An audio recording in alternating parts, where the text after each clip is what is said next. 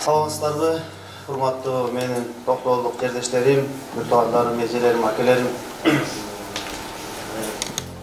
Мен чынында бүгүн кечке күнү кечки ушу бир жумадан бери аябай даярданып атабыз. Биздин даярданган себеби ушу ынтымакты бекемдөө деп атайын ушундай доклад барактар жазып даярданып. Бирок мен сиздерге эмне айткым келет? Мен бул докладты тура көрбөдүм. Доклад бул жөн гана сиздерге мен кара сөз менен айткым келет да. Анткени жүрөктөн чыккан сөз мен ойлойм жүрөккө жетет деп. Мен сиздерге айтарым, жөнөкөй эле Токтогулдун жигитим. Ооба сиздер көргөн Facebook'та бакырган Дүйшүнали Болотбек деген жигит менмин. Мен Токтогулдун шаарчасында, Токтогулдун борборунда төрөлгөм, ошол жерде өскөм, ошол жерде киндик кан тамган. Эң биринчи биз ынтымакты бекемдебесек, туугандарым, биз ийгиликке жетпейбиз. Мен айтып келет ушу жаштарга, бүгүнкү күн бул тарых күн. Кандай каалайбыз? Жакшы каалайбызбы, жаман каалайбызбы, азбызбы, көппүзбү, бул тарых. Мындай күн кайталанбайт. Эми кыска жашоого келдик, мына жаштарга айтып кетерим, тишиңер барда таш чайнагыла. Тиш барда таш чайнаш керек. Тиш жокто аш дагы жок. Аш чайналбай каласыңар. Мен ойлодум ушу кыска өмүрдө жок дегенде плодотворный 15 жыл биз кызмат кылып коюш керек. 10 жыл. Жок дегенде 30-тан 40-ка чейин. Кийинки муун жакшы муун өзөт деп мен толук ишенем. Эгер биз аракет кылсак. Мен ушу өзүм жердештериме айткым келет. Канча километр алыс кетпе. Кайтар жериң Токтогул. Канча километр өйдөй учпа. Океандын наркы өтүн учпа. Келер жериң Токтогул. Кайсы жак бар өлбө. Көмүлөр жериң Токтогул. Ошондуктан бизде бир гана вакыт калды, жаштар. Мен жалгыз эч нерсе кыла албайм. Жалгыз дарак бак болбойт. Мына ар бириңиздердин көйгөйүңүздөр бар айылда. Мына кара күнгөйдү алсам, ошол эле кен тармагында мына китайский компания келип кандай кылып туруп зыяндар келтирди, бирок бизге жергиликтүү өкмөтүбүзгө эч кандай налог деле жүргөн жок. Мен мисал катары айтайын. Ошол эле кумтөр маселеси боюнча анын айырмасы жок, бардыгы жерген да. Кумтөр маселеси боюнча Жети өгүз айыл өкмөтү бүгүнкү күндө толук ошол жерде камсыздоодо экен. А биздин ошол жерде Чолпон Ата айыл өкмөтүндө эмне болду? Эч нерсе болгон жок. Эч нерсе болгон жок. Ошон үчүн мен дайыма пикеттерге чыгам мен. Иллюстрация маселелери. Мен өзүм үчүн чыккан жокмун мен. Мен сиздер үчүн чыгып атам. Мен сиздер көрсүн деп атам. Ушу жаштар таасирленсин, ушулар ойгонсун. Эртең биргелешели. Районубузда бардык маселелерди чогуу чара чечели дегенчи. Мен бар бир жерге отуруп калайын же конуп калайын деген адам эмесмин. Мен эгер кошомат кылсам батыраак этмекмин мындай ийгиликтергечи. Мен маселе ушу биздин өзүбүздүн өрөөнүбүзгө бир пайда кантип келтиребиз? Канткенде биз өнүгөбүз. Кайсы багытта жүрсөк биз жакшы ушул жашообузду жакшы жаркын элесинде жашап кетебиз. Келечекке кандай бир үмүттөрдү арттырабыз деген эле маселе менен келип атам мен. Шаардык кеңешке бардым, шаардык кеңештин депутаттары да отурат. Киргизбей койду мен. Киргизбей койду. Айылдык кеңештин депутаттары тускоздук. Буну билиш керек. Экинчи, муниципалдык башкарууда бул шаардык кеңештин депутаттары. Биринчи адам, райондо биринчи адам. ГКМшник дагы эмес, начальник милицияда эмес, эң биринчи адам бул шаардык кеңештин депутаттары. А бүгүн эмне болот шаардык кеңештин депутаттары? Айылдык кеңештин депутаттары эмне болот? Ошон үчүн биз иллюстрация маселелерди тандап атабыз. Мени киргизбей койду, ошол жерде эптеп камерамды мондой арыз жазып отуруп менен мыйзамды укугун бузуп атасыңар деп мен талашууга баран кирдим. Анткени коомдун талабы жок. Биз ошентип коомго басым кылып атабыз. Качан коом гүлдөсө, качан коом талап койсо, ошондо гана жылыш болот. А биздин көрүп атпайлыбы? Башкармалар кандай болуп атат?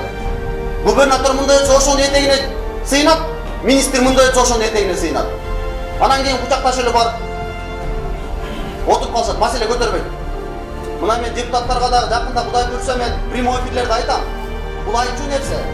Эл өкүлү болуп барып алышып, микрофонго бир жөнөтүп койбойт. Биздин маселени көтөрүп койбойт. Биз болсо эл өкүлү деп жөнөтүп атабыз. Биз билишибиз керек да ким жөнөтүп атабыз. Биз өзүбүз күнөөлүүбүз ушуга.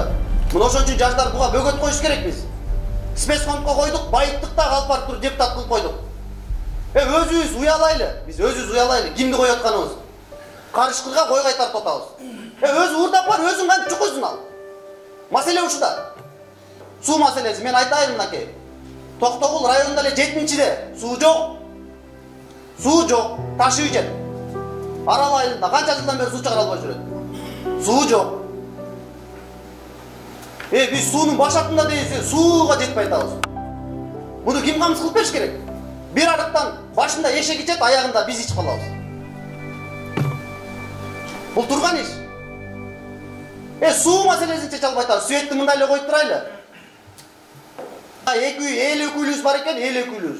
Бирөө барып туруп угуп атам, азыр счетный палатага которулат, жолбосо дагы жумшак место сурап атат депчи. Мен ошол жогорку кеңештин депутаттарына айтам мен бүгүн. Эл өкүлү бардыңарбы ошол жерге отургула. Биздин маселени көтөргүлө деп. Өзгөрө эстесеңер жогорку кеңештен биз эл өкүлү шайласын, биздин маселени көтөрсүн деп жөнөтүп атсак. Ал барып туруп жумуштарга кирип кетип атса, биздин маселени ким көтөрөт? Токтогул район маселесин ким көтөрөт? Ушул маселе болуп атат. Мына талашып отуруп, ынтымактын жоктугунан отуруп, мына бизде бир дагы жакшы кадр жок. Анткени кадр маселесин талкалады 30 жылда. Дагы деле биздин районубузда кландык башкаруу. Ошол атын атап эле коеюн, биздин эң 91-жылдан баштап депутатка кандидатурасын коюп, андан кийин түптөп келатат. Мына биздин месталарды жөн эле каймактуу месталарды, ошол эле акимиятты, ошол эле зам аким, ошол эле спецфонд жетекчиси. Бардыгын полечи десе эле кылолду. Отуруп эле бир адам айлантып атат. Түшүнсөңөр, бир адам айлантып атат. Биз кукла болуп калдык жөлө, чучул болуп калдык. Мен айтайын, 2 миллиард сомдой кетти. 2 миллиард сомдой. 1 миллиард 200 миң сом бул спецфонддон кеткен акча. Жергиликтүү өзүн башкаруу казына. Мен ойлойм, болжолдо 800 миллион. 30 жылдык тарыхта. Менен эч ким жок дей албайт го. Айлык өткө бөлсөм 200 миллион сомдон кетип атат. Барбы бир 200 миллион сомдук бир нерсе? Эсиңер издеп көргүлө четтен айлыгар кор. Барбы бир нерсе? Ойлоңгулачы, барбы бир нерсе? Эч нерсе жок. Өзгөрүштөн эмне болду? Лицензияны алып койдум, Каракырдын маселесин чечип койдум деп атасыңар.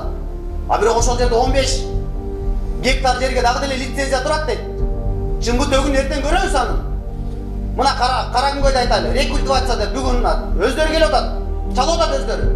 Талкалады, токойдун баардыгын, кайыңдын баарын, жердин баарын оңторуда калтырып дейт. Рекультивация деген бар мыйзамда. Кайра ордуна калууна зыңк этип бекитип коюш керек.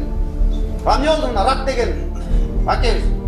Башын көтөрүп жалгыз чыкты эле мына камап туруп мына тизелетип койду. Сүйлөгөнгө желаниясы жок. Мен эмне болду мына? Вокзал маселесин көтөрүп иш козгоду го. Мени нары таскайт этип атат го. Мен эч ким таппай атам го адамдарды жанымачы. Келгилечи. Бири келчи деп. Бакырганым ошол болуп атат. Бүгүн Кудайга шүгүр микрофон берди. Мен 100 жолу айтсам 101 жолу да кайтала берем. Анткени биз андан башка жол таппай атабыз. Мына кечеги эле келген биздин башчыбыз. Арак саткан акен үйүнө кирип кетти го, биз өзүбүз түшүнбөй калдык. Мисалы да. Арак корго каршыбыз деп айылдын баары биригип алганбыз. Атакты арактын башчысы биздин мамлекеттин башчысын сыйлап атат. Ойлонуш керек да. Акты ким айтат? Акыйкатты ким айтат? Акимиятка канча жолу арыз жаздым мен. Текшерип берип койчу, инвентаризация маселесин көтөрүп берип койчу. Канча мамлекетке берип кетти, канча жерлерди көтөрөйүнчү. Жок дегенде маанилүү стратегический объекттерди алайлычы артка деп суранып атам. Жок. Анткени алар звоноктон коркуп отурушат. Ой тиги чоң жыландын куйругун базолбай деп. Биз сиздер үчүн койдук жашоонучу. Башчынын өзүбүз алып барабыз да, ал болсо алып бар тендерди. Миллиарддап тендерлерди утуп атат. Мына ар бириңиздердин айылыңыздарда проекттер бар. Мэрди ала албай атат, жылдыра албай атат. Мэр болсо Токтогул шаарынын мэри. Канааттандырарлыксыз деп тапты. 1 жыл бою өздөрү таап атат. Мен айтып атам, жумуштан албайсыңарбы ошону? Анткени жасаган жолу балмузокко ийип салган сооружениясы бат эле курап калат. Жөнөкөй коммерческий объекттер, ошол эле жөнөкөй эле ишкерлер. Кандай эле өмүр бою иштейт алар маселе мындай. Мекемелерин, ошол эле спорттук жайларын, ошол эле бөлөк жайларын. Биздикилер эмне жол салса эрип кетет. Ошого маселе көтөрүп атабыз биз. Болбой калды. төмөн жегине жетти. Шаардык кеңештин депутаттары эле айтайын. 3 сазыктан бери отурат. 3 сазыктан бери. Муун жаңырган жок, эч нерсе жаңырган жок. Мэр алмашып келатат 12 жылдан бери. 12 жылдан бери. Мен билгенденчи. 1 миллиард сомдой кетти токтоолдун бюджетинде элечи. Бюджетинде эле. Кантип десеңиздер 2010 жылы эле мына 2012 жылы шаардык статусту алган. Болжолдоп 35 миң, 40 миллион сомдон депутаттар пана албайт. 10 жылда 40 миллион сом болот, 400 миллион сом болот, жарым миллиард. Эч нерсе жок. Эч нерсе жок. Жергиликтүү өзүн башкаруу, же болбосо айыл өкмөттөрдө, же айыл ушул айыл өкмөттөрдөн макул. 44 айыл бар экен, баарын санап чыктык. Ар бир айылдан бизге эки эле адам жетиштүү. Тону томкоробуз биз. 2 адам эгер баш кошсок. Тишибиз бата таш чайнайлы.